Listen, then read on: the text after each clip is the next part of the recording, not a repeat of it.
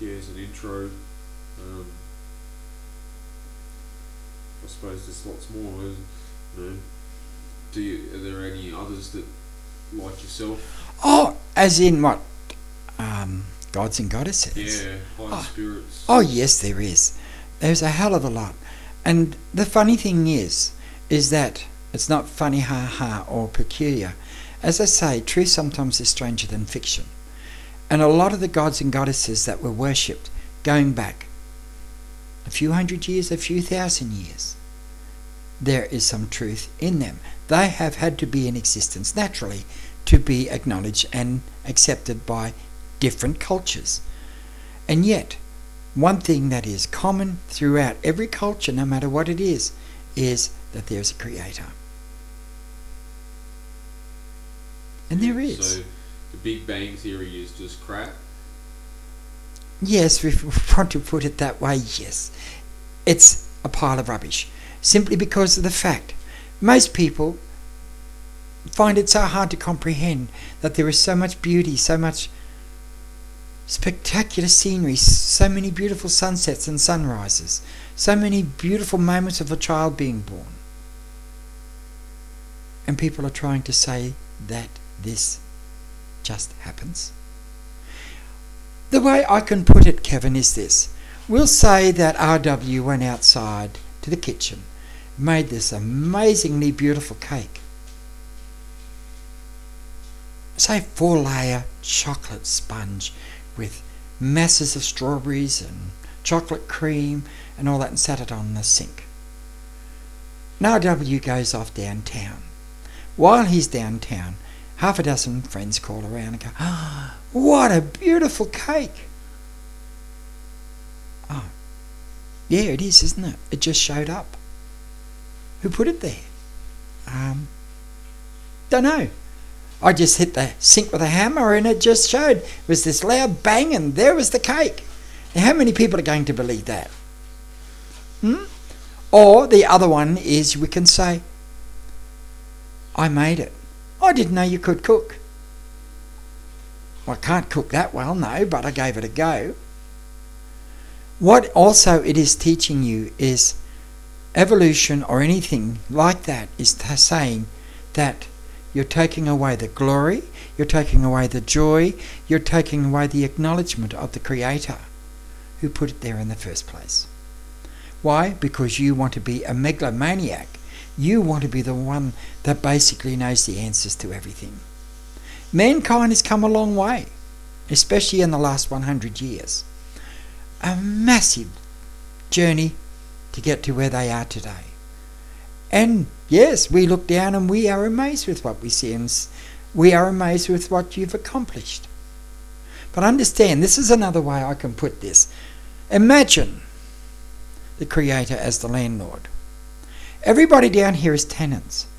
I guarantee that if you had somebody living in your home that was trashing it, scribbling all over it, digging holes in the floor, ripping off the roof, what are you going to do as a landlord? Are you going to just go there, oh, there? Well, you want to kick him out and fix it up. And yes, and sometimes that's what has got to happen. There is a period of time that's coming where the landlord's going to say, well, I know the ones that have been really trying down here. And I know the ones that aren't.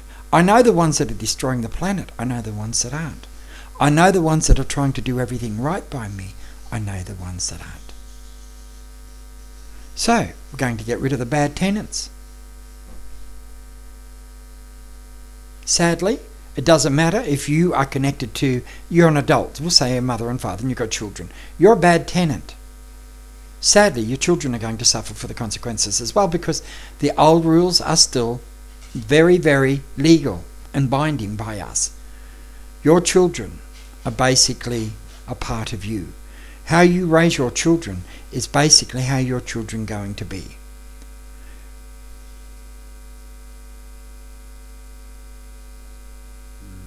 All right? I mean, most of you selected Earth as your home.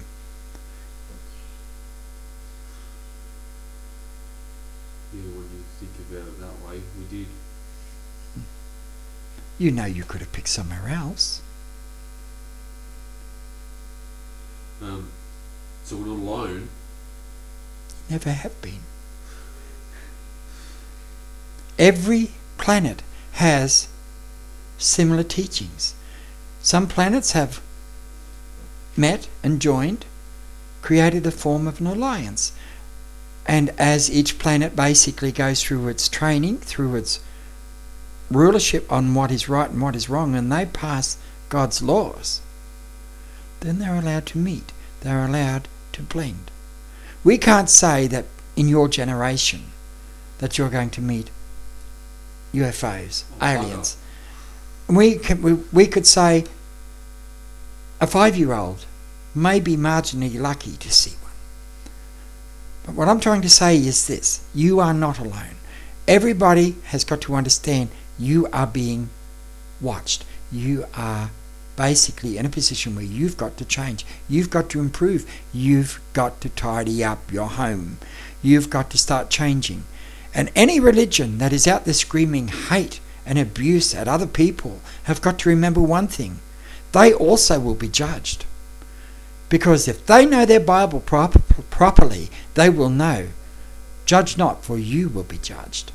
They have no right to condemn you for being, whether you're gay, heterosexual, well, I believe homosexual, but everybody calls it gay down here.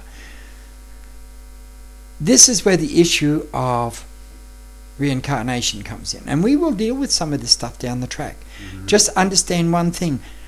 We don't frown on gender preference. We do frown on the fact that you have any sexual connections with anybody under a certain age is wrong. Full stop. Wrong. And once you reach, we'll say 18 onward, if you want to go with a 70-year-old, that's up to you. If you are happy with that person and that love is there, that love is continuing on, most cases, from a previous life. And we don't have age restrictions on that. We only have age restrictions mainly to do with under 18-year-olds.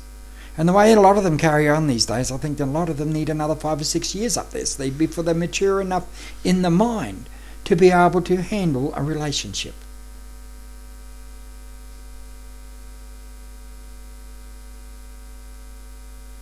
Yeah, that certainly gives us something to think about. I hope so, and I hope it will give a lot of other people out there something that they can chew on and think about. I don't mind if certain questions and that come up throughout the process, get sent to this channel, Rosewoodian, get sent to this channel. I've got no problem with that at all. Frank probably will. We'll say RW, he will probably have some issues. And the thing is, if he comes up against a bit of a brick wall, just call us. We'll answer it. And then he can basically put it in there. Or if we go, all right, we'll keep this person's name in mind at the next conference, and the spiritual conference, and we will address that and put it out there. We won't mention the person's name. They probably won't want their name mentioned, but we'll bring that question up and we'll answer it for them. All right? Yep. All right, Kevin, I shall go and I shall allow whatever has to be done here. All right? So I'll say good night. And just remember, we all love you, every one of you. And don't ever think you're alone. Thank you.